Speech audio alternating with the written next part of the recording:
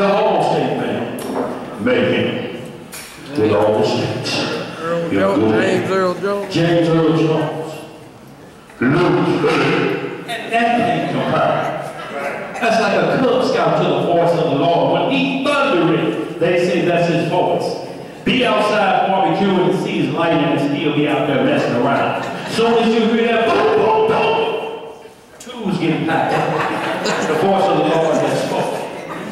And he said when he comes, it's going to thunder 7 times that.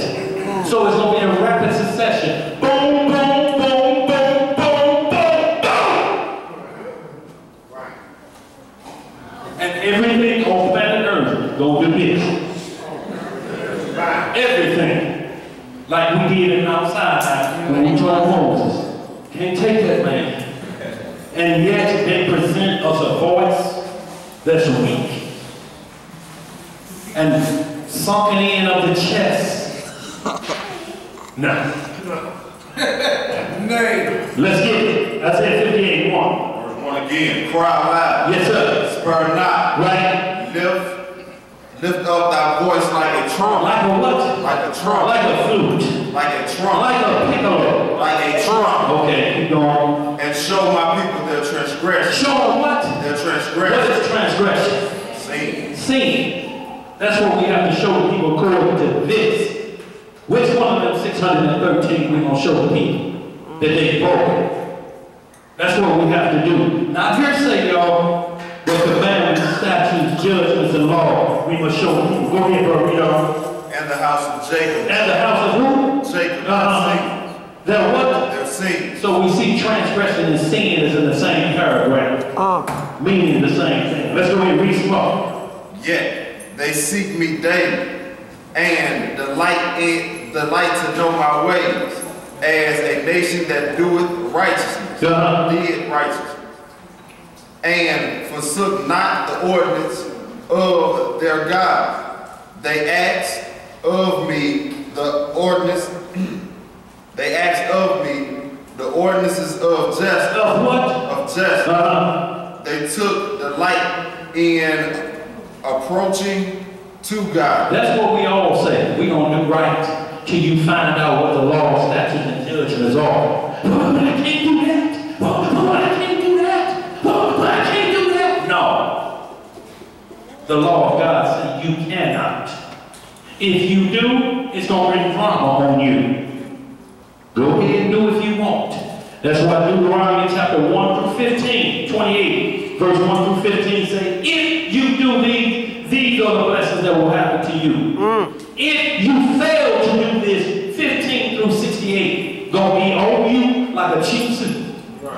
Let's get it. We're in. Verse 3. Wherefore have we fast and wherefore have we fast, say they, and thou seest not. Wherefore have we afflicted our soul. See, afflicting of the soul is what you do when you fast. You starve yourself of anything that the flesh requires so that the spirit may live. See, but they got us saying, you do this on New Year's Eve. So we start to tell ourselves in July, I'm going to quit this on January the 1st. You may not live to January the 1st. You got to show up and judge. Hebrews 9:27, for it's appointed once, not reincarnation. Keep coming back. Once for a man to die, and then it's the judge. That's right. Go ahead, read on. And thou takest no knowledge. And thou do what? Takest no knowledge. Behold, in the day of your fast ye found pleasure, and exalt and exact all your labors. Behold, ye fast for strife and debate, and to smite with the fist of wickedness. Look, Christ told us in Matthew 6 chapter, when you fast, don't let no man know you fast. We fast to let somebody know. Lips chapter than Julius Hunt. Crusty like Tyrone Biggins. You want somebody to know you fast. Why? What you trying to gain? What age? Matthew 6, Christ tells us, anoint your head. Hold your head up high. Don't let them know fasting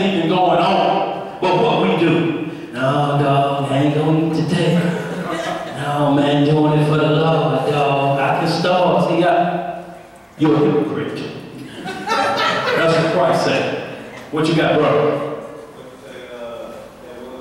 Matthew 6 chapter. Yes, sir. Go ahead, read on. Ye shall not fast as ye do this day, to make your voice to be heard on high. To make your voice be heard on high. Such and such is fasting today. You sending out flyers posting. I will be fasting today through Thursday. All who want to join, come on. No. Fasting is supposed to be done in your closet. That's when you break yourself. Moses and Elijah and Christ did it for 960 hours. We did the Day of Atonement just passed. 24. And guess what? Guzzling water like it wasn't on planet Earth. None. Add 3 more hundred. How many hours? 960 hours? Minus 24 give you what? 9 what? That's a good man to talk. So you got that many more hours to go to be on the level of Moses and Elijah and them where you live off the Spirit. 924. Y'all, you see, in the wilderness, we was 926. Because y'all hollering at new man, that addition is subtraction. It's 926. Minus 24. Carry the 10, and that's 6. That's 5, that's 2, that's 3. 936. 936. That's as far as my math gone. Already tried algebra. 3 B's, I went 1 B, and 3 F's. Till I got back to common math. This same thing, 960 minus 24, and I was able to graduate.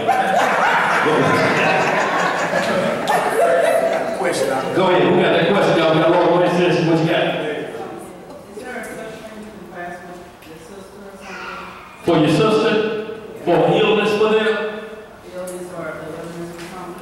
In the book of Samuel, David prayed and fasted for their son that he had by Bathsheba, was an illegitimate son. Well, today, they call all these superstars that have a baby out of wedlock or by somebody else's wife a love child. So who love is that? What keeping on commandment is that makes that a love child? David prayed and fasted. They asked, why would David pray and fast? David told them, and then he ate after they told him the child was dead. They said, why didn't you eat while you was here? Like, look, the child still had breath in his body. I didn't know if the Lord would save him or not, but he's letting me know that this child was headed probably for a lot of problems. That's Bathsheba's son of David, sire in adultery. He can't take no inheritance. None. But ridiculed like Jephthah in the book of Judges 11 chapter, whose mother was a harlot. Don't mean he can't come up to standard, but Most High said, because David, you were king and you did this, I can't let that child live. Will that child be in the kingdom? According to the scripture, yes, because it has not reached the age of accountability with its puberty. So yes, you in essence can pray for somebody, but you have to understand that if you're praying for them, why are they sick? Well, they ain't there because they can't turn the fat back loose. If you pray for them and they heal, and that's the first thing they check off on the hospital thing, when they heal, fat back and breathe, you just wasted prayer. You have to understand that you have to fast for righteousness according to the commandments. This is what it's saying. If you do without order, you're spinning your wheels. You're just hungry for no reason. Let's get some more. What we Verse 5. Did that answer your question, sis? Sis, did that answer your question? I mean, if you're praying for your sister or fasting for it, it has to be to relieve her of the ill will of society or what sickness has come upon her, or that she may come to the knowledge and understanding of the gospel of Christ. Is that what you're fasting and praying for?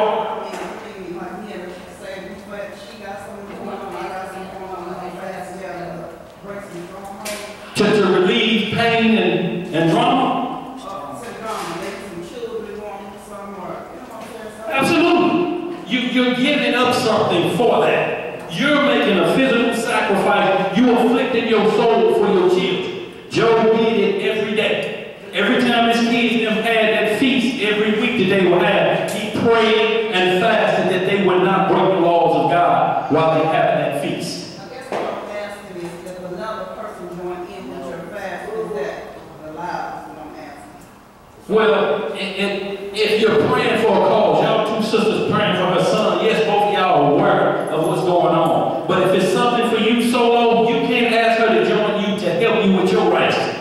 Because if you get it and she don't ask you to join in, and she still ain't got hers, then she's going to say God is playing favorites with you.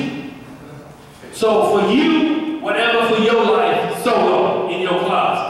For an event or the whole, like we read in the book of Nahum, when the whole nation had to fast and everybody put on sackcloth, even the animals, that was because destruction was coming to that nation. So everybody has to join in on that fast. But Esther. Like we did in the book of Esther. When Haman wanted to kill all the Israelites during the days of Purim, everybody fasted for that cause. That's right. So that your son wouldn't get killed, so mine wouldn't get killed. But personal, something that's plaguing you trying to shake that secret sin, that one you keep looking in the mirror and say, you done did it again, you ugly mother. That one you have to fast and pray for. Let's get it, go ahead. We have 5 minutes left, y'all. Go ahead. Verse 5. Is it such a fast that I have chosen? That he have chosen. Go ahead.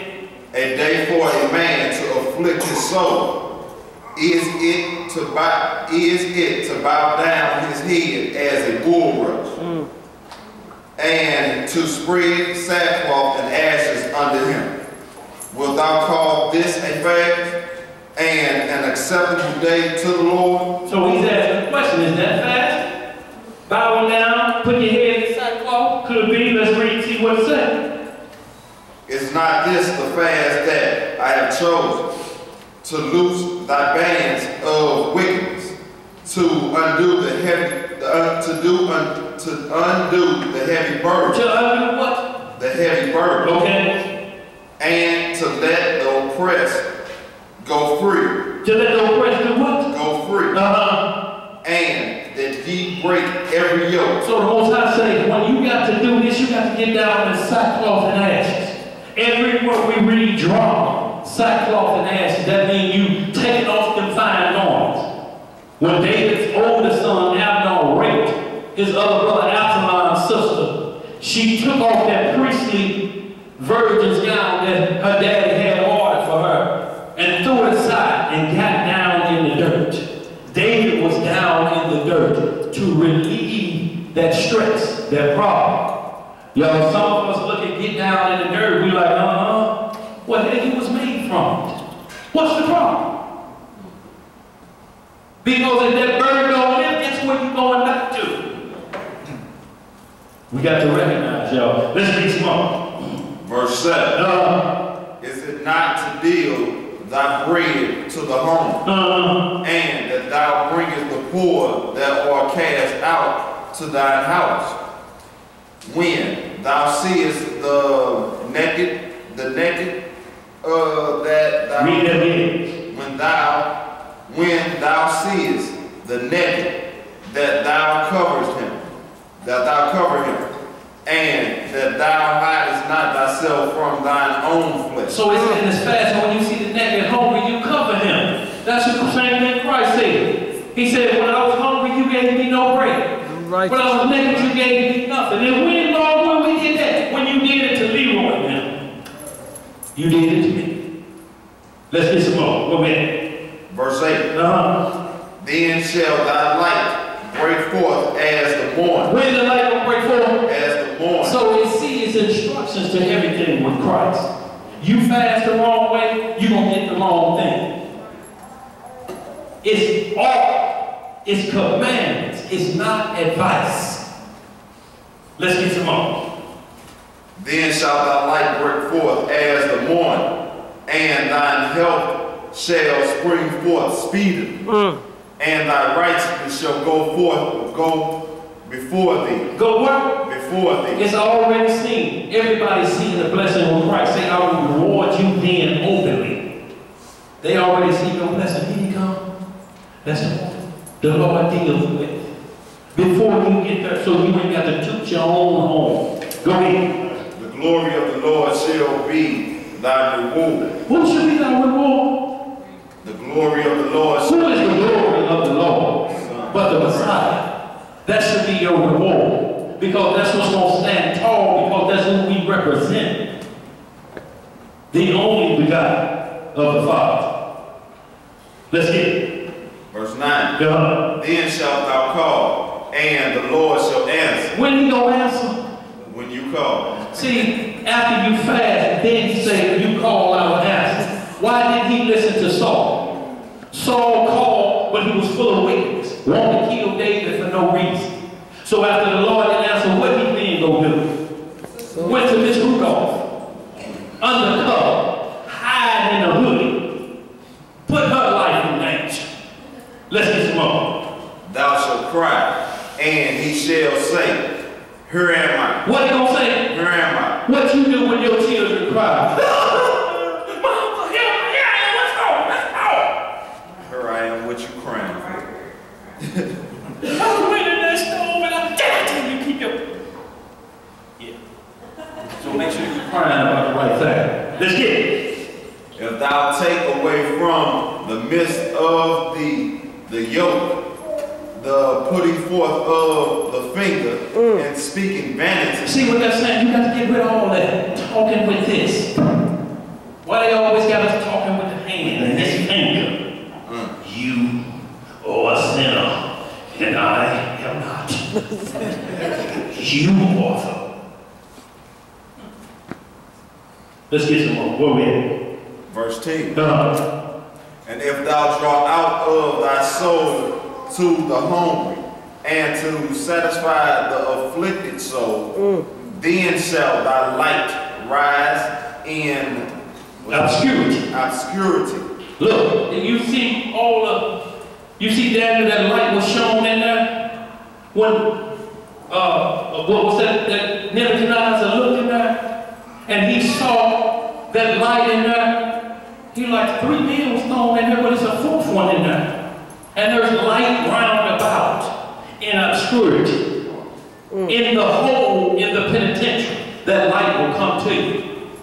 And you'll be sitting there in good shape. When they open the door and your hair anointed and your teeth look brushed, they don't know that light was there in obscurity.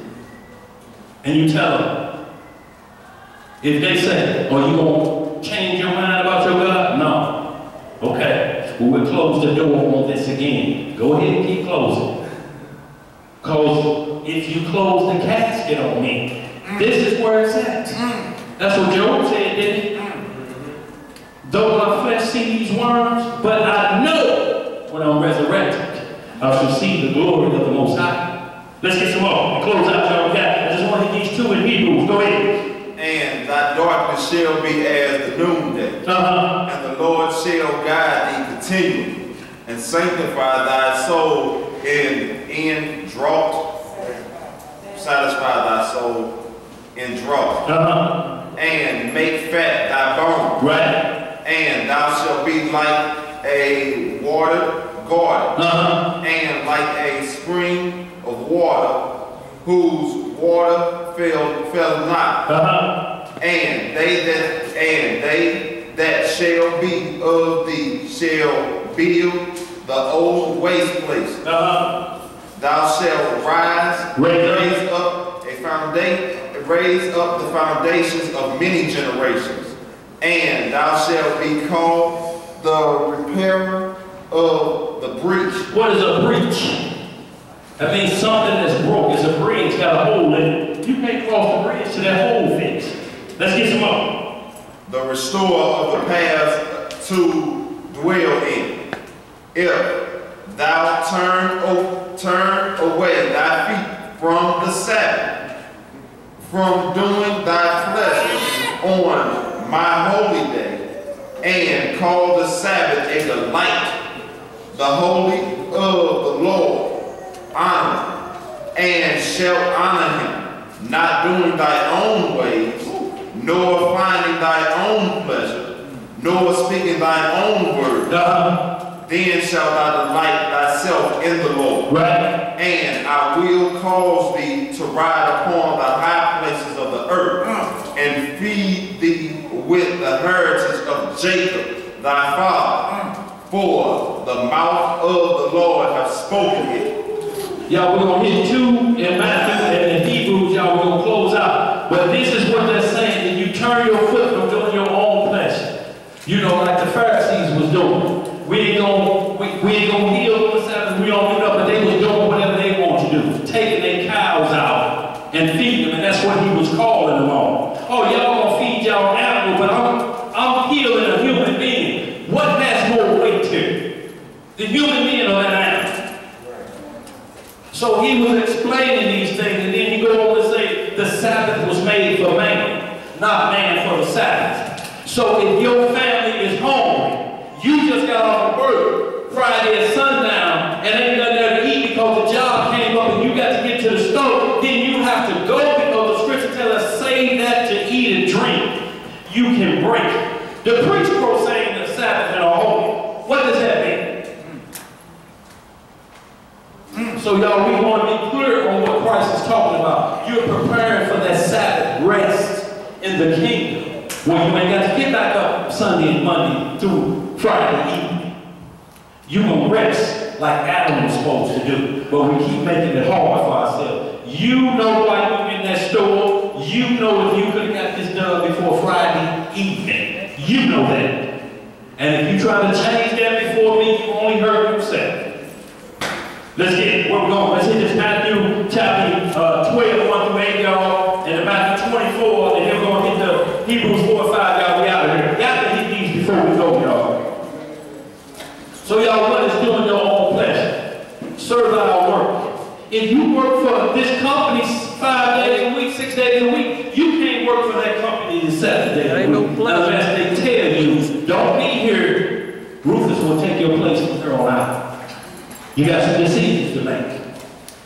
You have some decisions to make because it's based on your household being fed.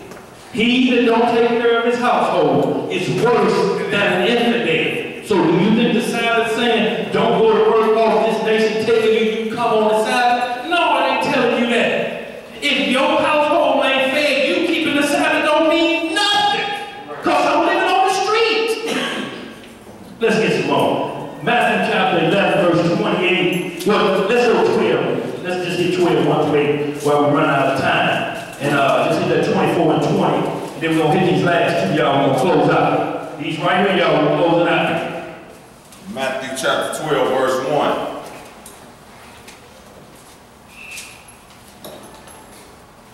At the time Jesus went out the Sabbath day. The what day? The Sabbath day. Through the corn. Through the what? Through the corn. Through the corn. Through the corn. Yeah, what's the stand, boy? Go ahead. Oh. And his disciples were at home. What were they? Home. Okay. And began to pluck the ears of corn. What? And to eat. And when the Pharisees saw it, they said unto him, Behold, thy disciples do that which is not lawful to do upon the Sabbath day. So eat when you're hungry, they saying that's unlawful on the Sabbath day. Have y'all ever heard such madness? That must be a tradition of man. It got to be a tradition of man because that ain't what the law said. Deuteronomy chapter 23, verse 24. The law is totally different. Because the event is exactly the same. In the law, Deuteronomy chapter 23, verse 24 says, Thou being a standing corn field, pluck the corn, but don't put that in your pocket. Let's get it. What else it says? Verse 3. But he said unto them, Have ye not read what David did when he was at hunger, and did, and they that were with him? How he entered into the house of God and did eat the showbread, which was not lawful. Which was what? Not lawful for him to eat, neither for them which were with him, but only for the priests. Most I say, nothing supersedes the life of man. The statutes and judgments give life. They don't give death. If you don't eat today, you may die today. We have to understand that. So that's what Proverbs 6, where we talk about if a man steals to satisfy his soul. You can't. You going through the corn, do don't show up at home with somebody else's corn loaded up. I did it. I got that come up.